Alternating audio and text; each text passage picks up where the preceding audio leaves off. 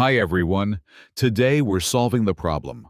How many different remainders can result when the 100th power of an integer is divided by 125?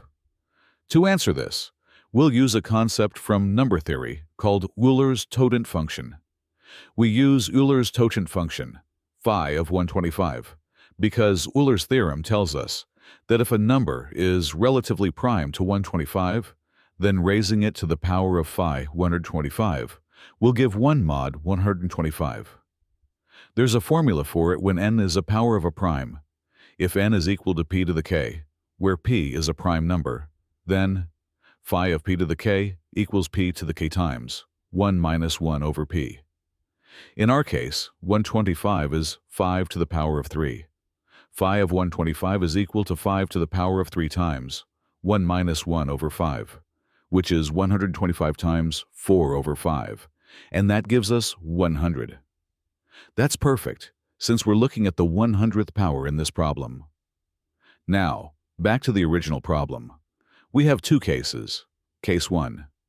If n is relatively prime to 125, then Euler's theorem tells us that n to the 100th is congruent to 1 modulo 125.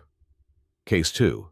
If n is not relatively prime to 125, then n must be divisible by 5.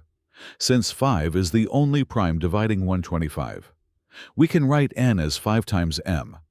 Then, n to the 100th is 5 mem to the 100th, which equals 5 to the 100th times m to the 100th. Since 5 to the 100th is divisible by 125, in fact, it's divisible by much higher powers of 5.